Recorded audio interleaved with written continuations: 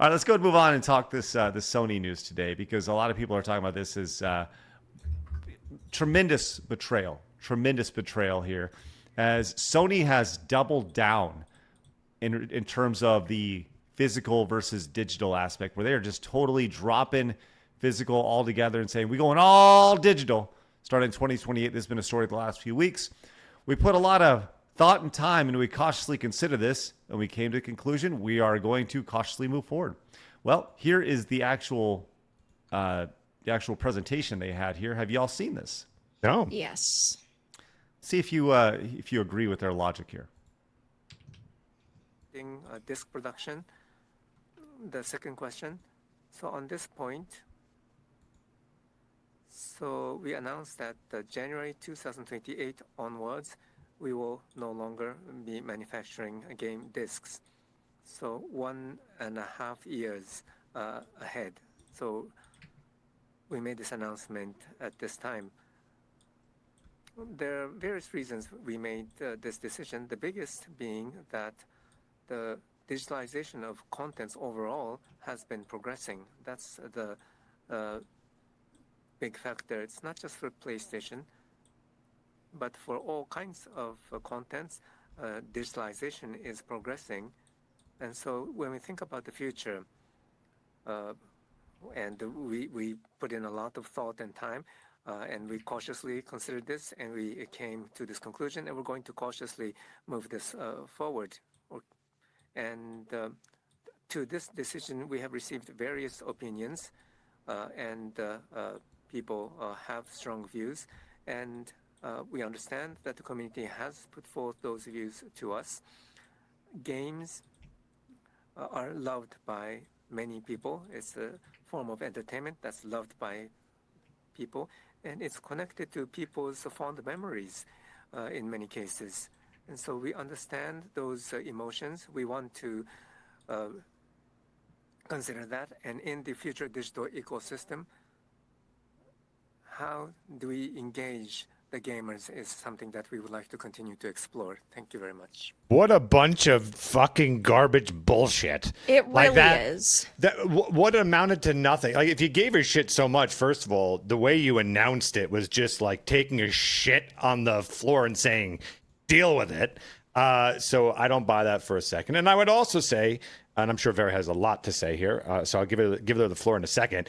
I would urge everyone that's been a console person to actually strongly consider PC. And I know that's crazy coming from me, but if you're not going to offer anything, any other kind of solution, no way of backing these things up, no way of some kind of return policy that's actually usable. So literally any way of saying that I can own this thing to some capacity, or give me some new benefit. Usually when a company says we're taking something away, they usually at least try to pretend that they're giving you something more. And because they're not, I'm not saying you have to, but I would consider starting to move to PC because at the very least there are options there, because it's an open system instead of a closed box system, that you can, like GOG, that many titles there you can actually back up and put on disk and stuff. So I would start considering going the PC route as opposed to continuing to build your library on something that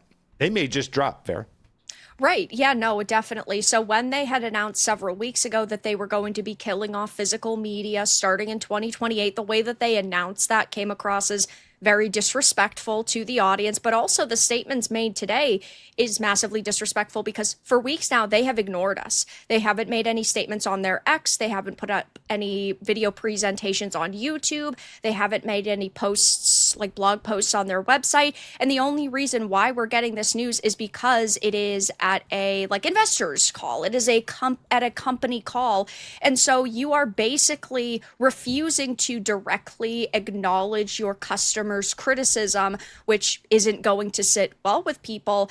And yeah, we used to hear, oh, yeah, well, we're taking this thing away from you, but it's going to be better because of X, Y, and Z. When the push for digital games started, it was digital games are going to be cheaper. You're going to be able to easily access them. It's going to be more convenient. You're going to be able to like save space in your house. They tried to give you all of those reasons, but now they're just like, yeah, we're taking away physical because not enough of you are buying physical, which I mean, isn't even the truth if we go based off of the leaked numbers we've heard over the past few years, like with Insomniac. God of War Ragnarok, 76% of those sales at that point had been physical. Spider-Man 2 was 50-50 roughly. I think it was like 52% was digital and then the rest was physical. But regardless, you are not sitting here and actually addressing your customer base.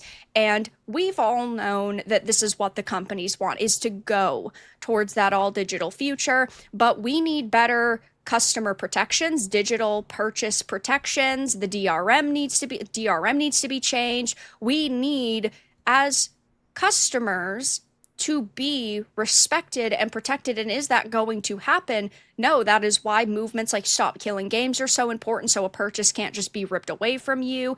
And I generally say the government should be a last-ditch effort. You should never look towards the government when you want something to change because they will always push it way too far. But at this point, companies aren't listening to us, so I understand why gamers want more movements for digital rights and protections. But yeah, I personally am in, agreement with Phoenix that if you are not going to offer us physical and you are not going to offer us these protections, you might as well just buy on PC. But I always recommend going to like GOG first because most of their games, not all of them, but most of them are DRM free. So you can get the install files, you can install it wherever you want, you can keep your purchase, and that is almost a form of protection for you. But yeah, if we're all going only digital, there's no point to consoles and you might as well just buy on PC. There's been a lot of talk about how to go back and forth and how to really make your voice heard when it comes to this. And it sounds like Sony has no interest in that at all. But one of the solutions has been the idea of this PlayStation blackout. You recall this was a story about 10 days ago. The PlayStation blackout has now reached 345,000 signatures over on change.org, which we all understand. Look, it's very easy to sign a petition. It's very hard to actually get some real world action here. I mean, Sony's telling you that they're going to move quote unquote forward cautiously with this. But at the end of the day, this is a bottom line thing for Sony. They're speaking as a corporation and their job is to make as much money as they possibly can. And that's what this is all driven about. We all understand that. They do not care about the idea of physical games being passed and transferred. And we've talked about the idea of removing the resale market. But we've seen this in the last week where PlayStation Network went down and all of a sudden you don't have access to any of this stuff. Let's just say hypothetically, if Nintendo was to go out of business tomorrow, I could still play their games. I have an entire backlog, literally backlog behind me here. I have all these physical games that I can still play. If Sony was to go out of business tomorrow, just hypothetically, right? Or let's just say Xbox was to do this as well. We're going to get to Xbox and their performance over the last year, the amount of the billions of dollars that they've lost.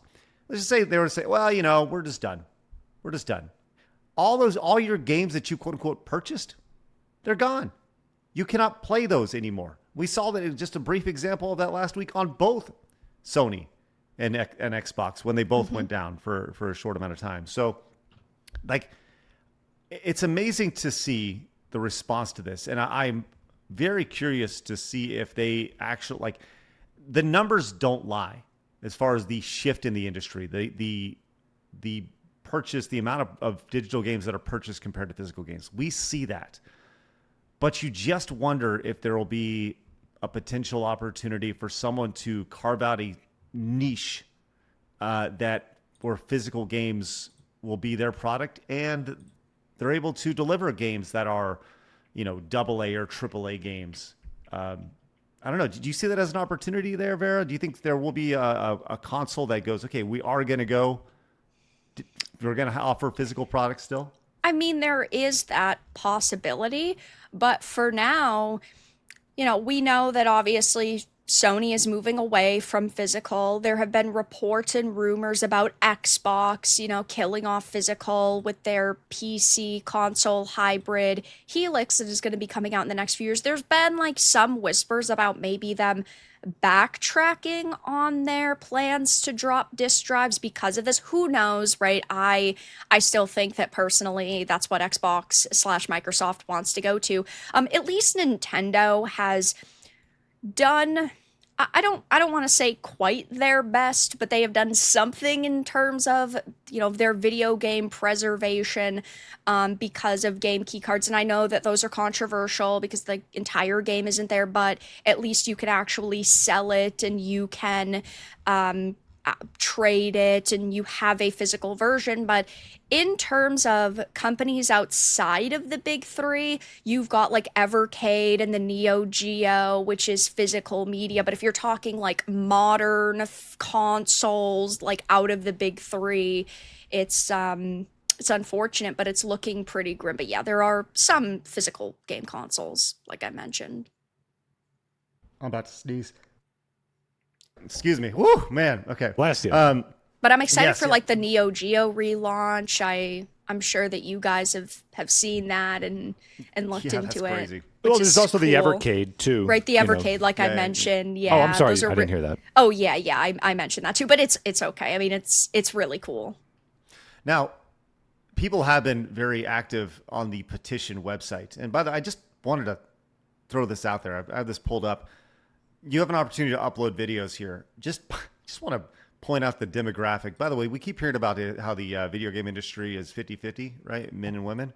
Let's just go and see all the women who are really excited about this and making their voice heard on the change.org website here. So many women's. Oh yeah, totally. There we go. And by the way, we do have women's at the end, so it's about a 9 to 1 ratio here. Listen, Phoenix, I know. Let's just. You guys want to hear what some gamers have to say about this?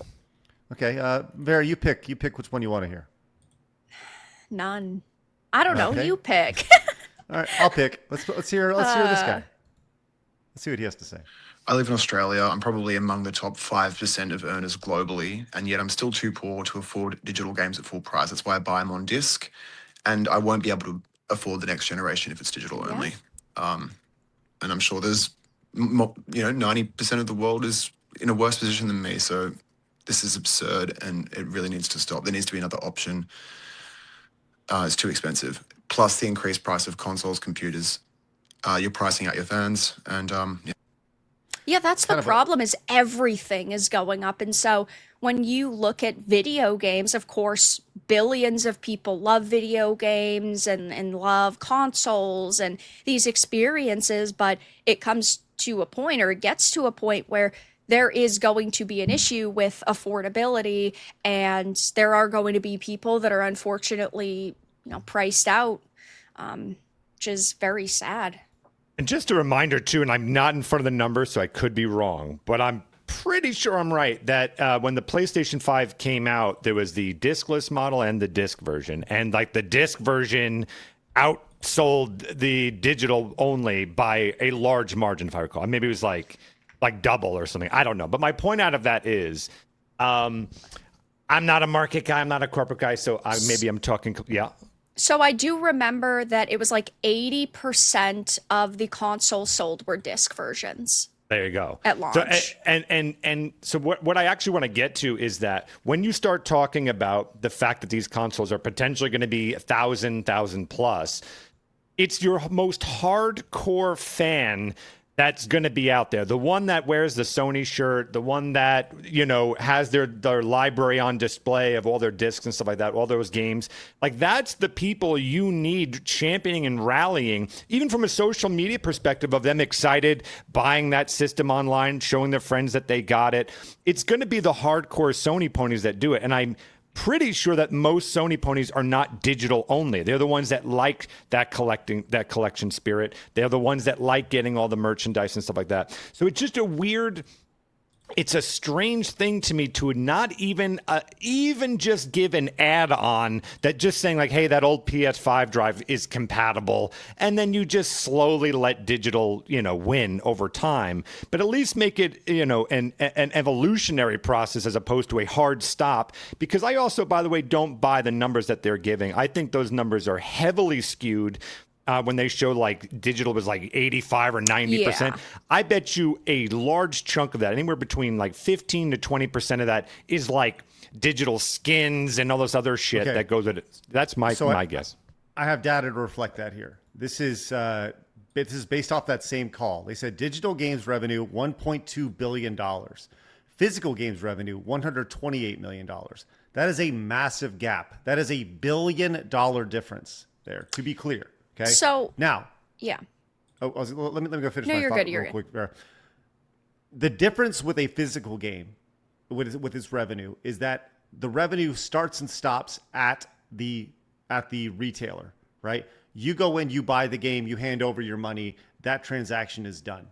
But when it comes to digital game revenue, something, Phoenix, that you were touching on is that once you have those physical games, every dollar that is spent after that on that game for a skin, for a DLC map pack, for whatever, is added into the digital games revenue. Mm-hmm. So these two things, there is a Venn diagram crossover. And that's the one thing maybe they have to have the data that says, when people buy a physical game, they spend X amount more on digital goods or currency. I mean, they're a giant data-driven company. Surely they have that. So I think those numbers are definitely skewed when it comes to that. Bear, I'm sorry. No, I was just going to add that for their FY26 Q1 financial results, they said specifically digital download ratio is 82%, and that is the number they're using. But that could be, as you mentioned, anything that is downloaded. So it's completely skewed, obviously, to be in their favor. I'm curious. I want to hear what a few people on this petition. Phoenix, you mentioned people with a big collection here talking. I want to hear what this guy has to say. I have not pre-screened this, by the way. Bon, je suis peut-être pas un très grand joueur, mais je pense que j'ai pas besoin de dire que j'aime le physique. They're mad everywhere, especially in oui. France. Baguette. Oui. Ah, yes. Let's get this guy. Let's see what he has to say. And there. Salut, même si je Salut. suis plutôt Look at that. Worldwide. It's not worldwide. Okay, They're all that guy is something like, I've got 5 guns, and I will. Let's see what this lady has to say. Yikes! Sony, listen to me. I've been with you guys since the PlayStation dropped in the US in 1995. Okay. I remember when new games were $20. That's a long time. But not being able to own physical media is not okay. That is just no. People want to be able to own their stuff. Would you think about it from this perspective? Would you want to pay $80 for something that could be taken away from you at any given time? No, don't do this to us. Okay. Reverse the decision, please. I appreciate the passion, but that's not how you're going to win them over. Right. No. Right. You're telling, millionaires, hey, how would you feel about spending $80? They'd be like, oh, so like what I pay for breakfast? That's the unfortunate part, is that these people are so out of touch with their customer base, and they don't truly care about what we have to say because they can't relate to us at all whatsoever. So they're like, oh, it's kind of like with the Pokemon meme. If you're just a broke boy, just say it. If you can't buy my $30 cookies, they're just like, oh, this doesn't really affect me. And ultimately, I'm still trying to make money off of you guys. So like, they can't connect in that sense. I do not pretend to be a business person, so I could be talking out of my ass. But if ignorant me is doing this, I would just say, look, my message would be this. Listen, there's a big discrepancy now between physical and digital games. So we respect our physical players out there. You've been with us since the beginning. So, but we have to reflect what the market is telling us. So moving forward, we are going to offer this add-on device that you can play the physical games, but our print run is going to reflect the audience count that we're seeing. So we're going to have to limit some of our numbers, et cetera, and move accordingly. A message like that, I think people are a little bit more like, okay, it's not going to be throwing, understandable tantrums. I should probably word that better. Understandable arguments and debate over. To me, that seems like the solve, because it will eventually evolve into digital only. You'll get there. You could do this without causing, the shitstorm that they're causing. To see, this seems like the most easy solution. This courtesy of Gameverse over on X says, players canceled PlayStation Plus. Users stopped buying digital games. Gamers said no disc, no buy. Players vow to skip the PlayStation 6. Physical collectors keep buying discs. Users move to PC. Community, like, this is all this makes sense here. I think this is, you can talk about it, but my thing with this whole PlayStation blackout here is, why are you waiting? Don't wait. I know you want it to be organized. How about you just not play? Right. Just do it. Play. You just don't need, you don't, well, I totally get the idea of being organized, but how many of those people that signed the petition on July 27th are going to remember on August, whatever it is, to just not play? I don't know, the vast majority of them. Oh yeah, that thing I signed when I was really passionate about it. Take action immediately. Let them know, and here's the cold hard truth is that you don't need video games to survive. You can step away and be okay. If you truly are principled, stop. Just like what Phoenix talks about. You don't need to buy those games. You don't need to buy it immediately when it comes out. Take a break.